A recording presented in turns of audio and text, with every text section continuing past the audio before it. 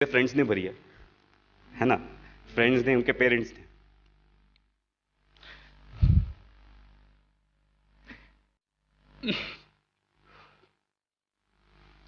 मेरा एक फ्रेंड शायद यहीं बैठा है, अभी आया है, मैसेज आया था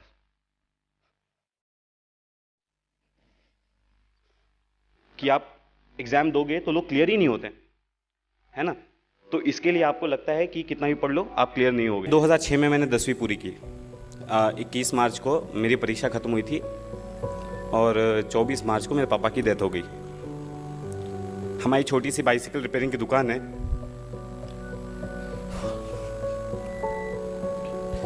तो पापा के जाने के बाद एक निर्णय लिया कि घर के सब प्रेशर डालने लगे कि अभी घर का किसी को तो ध्यान देना पड़ेगा। तो मैंने डिसीजन ले लिया, यार अभी पढ़ाई छोड़ देंगे, क्या करना है। 10वीं कर ही ली थी, दुकान रिपेयरिंग की है, बट एक समय पर मेरे पापा बहुत बड़े सप्लायर थे, होलसेलर। चोरी वोरी हो गई थी तो फिर बाद में धंधा कम हो गया। सो एक डिसीजन लिया कि अभी पापा के धंधे को वापस रिवाइव करेंगे, पूरी तरह से डेडिकेटेड काम करेंगे। और पढ़ाई छोड़ने का पूरा मन बना के मैं धंधे में आ गया। 1-1.5 महीना मैंने फुल तरीके से बिजनेस बढ़ाने के लिए पूरा प्लान वगैरह कर लिया था। रिजल्ट आया 10th का, तब मैं अपने स्कूल में टॉपर था। घर पे आया, सब रो रहे थे। अभी बहुत अजीब लग रहा है। मैं कल इतने इंटरव्यूज़ दिए, मैं कभी नहीं रोया। पता नहीं, चाणक्य मंडल का स्टेज है, अपने परिवार जैसा है, इसलिए रोना आ रहा है। हाँ, तो मैं घर पे आया, मम्मी से बातचीत हो रही थी। फिर मम्मी ने तभी मेरे को पहले ही बोल दिया कि हम लोग सब काम करने वाले, तू पढ़ाई कर। मैं 10th स्टैंडर्ड का रिजल्ट लगा था और मुझे एडमिशन लेने के लिए वो अभी डोनेशन लगता है ना, तो 10,000 रुपये। हमारे यहाँ एक ही कॉलेज है अच्छा जहाँ पे पढ़ाया जा सकता है। सो वहाँ पे 10,000 रुपये डोनेशन था, भरना था, पैसे नहीं थे। तो ऐसा मैं और मम्मी ऐसे दुकान पे बाहर बैठ के ऐसे चर्चा कर रहे थे। मैं बोला मम्मी को, मम्मी जाने दो, क्या करना है। मेरा मन वैसे भी बन चुका था, उनको दुकान करना है ना। सो मैं बोला मम्मी जाने दो, क्या करना है पढ़ाई करके, मैं 1 साल रुकता हूँ, अगले साल वापस से देखा जाएगा कुछ होगा कि। और मम्मी वैसे ही मायूस बैठी थी। तो मेरे पापा का जो ट्रीटमेंट करते थे वो डॉक्टर में दुकान के सामने से जा रहे थे। वो अपने बच्चे का एडमिशन करवाने के लिए थे और वो मुझे देख के रुके, वहाँ पे रुके। उन्हें पूछा क्या चल रहा है, तो मैंने पूरा बताया कि सर ऐसा ऐसा है, मैंने सोचा है मैं पढ़ाई नहीं करूँगा, है ना। तो उन्होंने अपनी जेब से तुरंत 10,000 रुपये निकाल के दिया, बोला ये लो, जाओ एडमिशन करवा के आओ। सेकेंड लिस्ट लगने को आधा घंटा बाकी था, तब मैं वहाँ पहुँचा, है ना। और बहुत रिक्वेस्ट की, लिस्ट बन चुकी थी सेकंड लिस्ट, है ना। बहुत रिक्वेस्ट की, ऐसा करके मेरा 11th-12th का एडमिशन हुआ। एडमिशन तो हो गया, 600 रुपये महीना फीस है, क्या किया जाए। तो मैं जब पहले एडमिशन लिया तो मेरे दिमाग में बहुत चीज़ क्लियर थी, मैं पैसे भरने वाला नहीं हूँ, है ना। मैं बोला मैं जी तोड़ पढ़ाई करूँगा, मैं अच्छा मार्क्स लेके आऊँगा और मैं बाद में हमारे जो प्रिंसिपल हैं उनको मैं रिक्वेस्ट करूँगा कि मेरी फ़ीस माफ़ कर दी जाए। पहले ही महीने में मैं क्लास में, अभी भी जो लोग जानते हैं मेरी आवाज़ थोड़ी अच्छी है, मैं एक भी क्वेश्चन पूछ लो तो सब थोड़ी आवाज़ मजबूत लगती है ना। तो सारे टीचर्स इम्प्रेस हो गए और सबको पता चल गया था कि मेरे घर पे ऐसी सिचुएशन है। 2 साल की पूरी फीस मेरे टीचर्स ने भरी है, मैंने 1 रुपया फ़ी भरा नहीं है। 11th-12th CET दी, CET में 180 मार्क्स आए 200 में से। ये हुआ कि एडमिशन लेना है। अब इंजीनियरिंग में अच्छा खासा पैसा लगता है, तो मम्मी ने 2 साल में पैसे जमा करके रखे थे, बहन कमाती थी, मेरी सैलरी थी। फर्स्ट ईयर का हो गया, बोला फर्स्ट ईयर में जाके 1 लाख रुपए का पूरा बजट था, 70,000 फीस, रहना खाना, 1 लाख रुपए का बजट था। बोला ठीक है, अपना फर्स्ट ईयर हो गया, एडमिशन ले लिया। अगेन सेम थिंग, मैंने बोला कि फर्स्ट ईयर का फीस भर दिया, सेकेंड ईयर का फीस भरने का नहीं है, ठीक है। मैं थोड़ा सहम गया, लोगों ने क्लासेस वगैरह लगा लिए, सब्जेक्ट के लिए मैं क्लासेस लगा नहीं सकता था। तो मैंने फुल टाइम अच्छी तरह से मैंने बोला यार इनको हटाओ, मेरे को जो करना मैं वो करता हूँ, ठीक है। ये एटीट्यूड मेरे अंदर मेरी मम्मी की वजह से आया, मेरे को जो करना है उस पर ध्यान देता है, दुनिया क्या बोल रही है उसे क्या करना है, ठीक है। तो मैंने फर्स्ट सेम में पढ़ाई शुरू की। मेरे फर्स्ट सेमेस्टर में 86% आए, मैं यूनिवर्सिटी टॉपर था। जब 86% आ गए, सारी टीचर्स ने नोटिस किया, अरे 86% तो MIT का रिकॉर्ड है। अब बाद में ब्रेक हो गया, अभी तो कुछ भी आ जाते मार्क्स, ठीक है। तो उस समय रिकॉर्ड था, तो टीचर्स ने नोटिस किया, अरे ये कौन है। फिर माधवी लता मैडम नाम की एक मैथमेटिक्स डिपार्टमेंट में एक प्रोफेसर है, तो वो उन्होंने मेरे को राखी बांधी है, she is my rakhi sister. तो उन्होंने बुलाया, अरे वरुण क्या है। तो मैंने मैम को पूरा सिचुएशन घर की मेरी एक्सप्लेन की, और उन्होंने एक प्रोफेसर से लेकर, डीन से लेकर, डायरेक्टर से लेकर हर एक को मेरी सिचुएशन पहुंचा दी।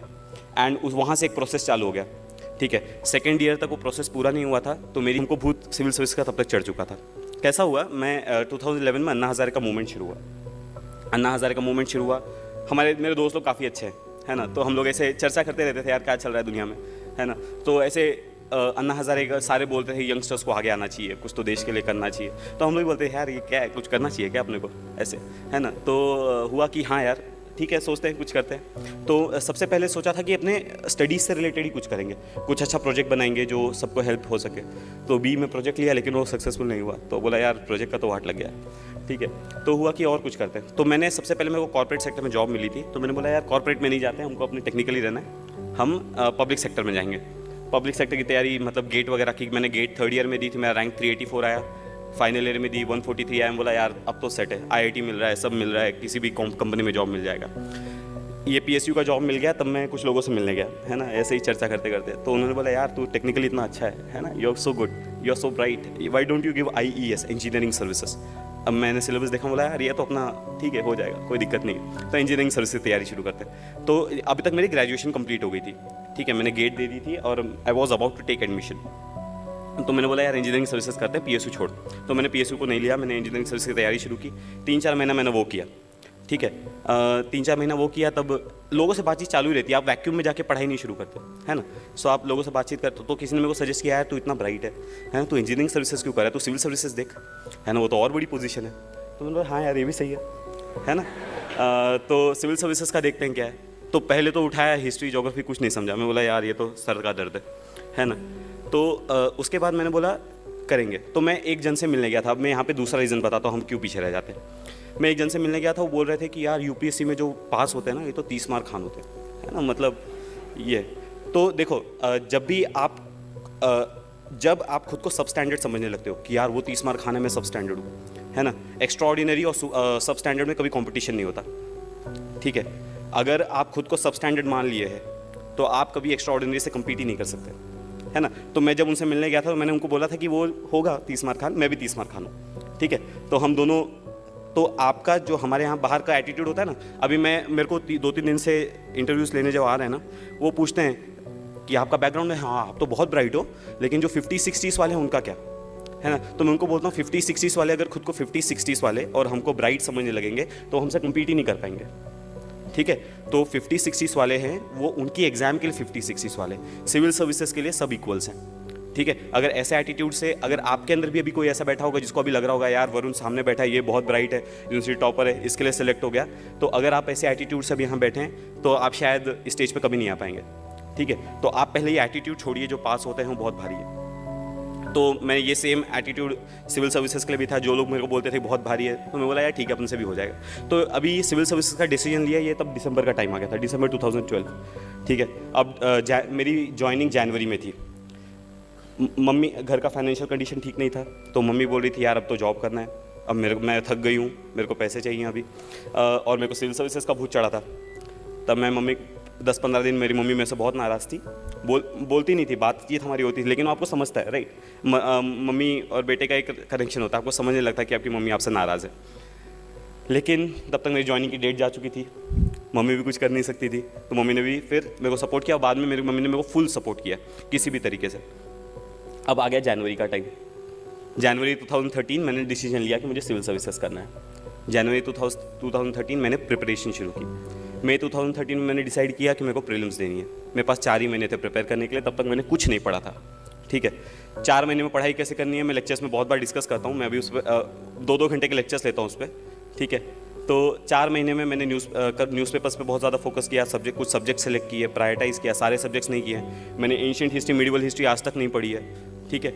और मुझे अभी भी कुछ क्वेश्चंस पूछ लेता हूँ, वहाँ से कभी कभी चला जाता हूँ, यार नहीं ये अपनी बस की बात नहीं है। तो मैंने बहुत सेलेक्टेड स्टडी की, बहुत फोकस स्टडी की।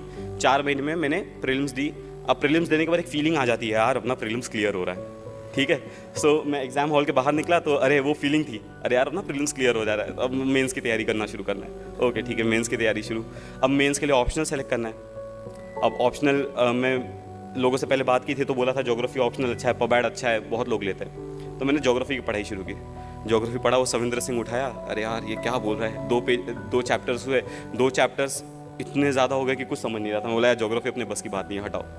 पबैड उठाया, वो थिंकर्स की लिस्ट, अरे बाप रे सर दुखने लगा, तो पबैड हटाया। उसके बाद मैंने एंथ्रो उठाया, वो हटाया, साइकोलॉजी उठाया, वो हटाया। अब इसमें जो है अब तक प्रीलिम्स का रिजल्ट आ गया था, मेरा ऑप्शनल फाइनल नहीं हुआ था। अब ऐसी हालत में क्या किया जाए? मैं चिन्मय भैया के पास गया, अरे चिन्मय भैया ये क्या हो गया है ना, मेरे को समझ में नहीं आ रहा मैं क्या करूँ। तो चिन्मय भैया ने बोला एक काम कर, तो अब तू पोल साइंस पढ़ के देख, ठीक है। तो मैंने पोल साइंस की शुभ्रा रंजन की बुक है, मैंने वो उठाई और वो काफ़ी सिंपल लैंग्वेज में लिखी है, तो मैं वो पढ़ा, मैं बोला हाँ यार ये जम रहा है अपने को। लेकिन तब तक मेरा तो अभी भी फाइनल नहीं हुआ था, मेंस के फॉर्म भरने का मौका आ गया था, है ना। अब मैं डिटेल एप्लीकेशन फॉर्म भर रहा था, तब मैं सारी बुक सामने लेके बैठा था, ज्योग्राफी की, हिस्ट्री की, है ना, और मैं सोच रहा था मैं ऑप्शनल कौन सा भरूँ, ठीक है। सो फाइनली मैंने वहाँ पे पोल साइंस डाला और उसके बाद मैंने पोल साइंस लिया, बोला अभी ये सब साइड हटाएगा, मेरा ऑप्शनल पोल साइंस है, ठीक है। तो ऐसे करने के बाद मैंने पोल साइंस की प्रिपरेशन शुरू की। दिसंबर में मेंस थी, मेंस में मेरा GS1 GS2 का पेपर बहुत ख़राब गया था, मतलब मैं ऋषिकेश भैया मेरे साथ ही थे, है ना। और GS1 का पेपर निकलने के बाद मैं डिप्रेस था, मैं खाना नहीं खाया था, वो ब्रेक होता है बीच में 2 घंटा। मैं बोल रहा था भैया मैंने 125 का अटेम्प्ट किया है 250 में से, वो बाद में ज़्यादा था, मैंने उस समय मिस कैलकुलेट किया था, हाँ ठीक है। तो भैया मैंने इतना कम अटेम्प्ट किया है, हाँ, तो मैं एकदम प्रेशर में था, लेकिन अटेम्प्ट कम ही है। तो मुझे ऐसा लगता है मेरा रीज़न क्या है सेलेक्ट होने का, मेरा अटेम्प्ट बहुत कम है। मैंने मेरे आंसर्स को हमेशा ओरिजिनल रखा है। मैं 10th स्टैंडर्ड से 11th स्टैंडर्ड से मैंने कभी डाइजेस्ट फॉलो नहीं किया कोई, मैं अपने आंसर्स खुद बनाता हूँ। मैं नोट्स मेकिंग का मैं सबको एडवाइस देता हूँ कि नोट्स बनाने चाहिए, 4 फ़ायदे हैं वगैरह वगैरह।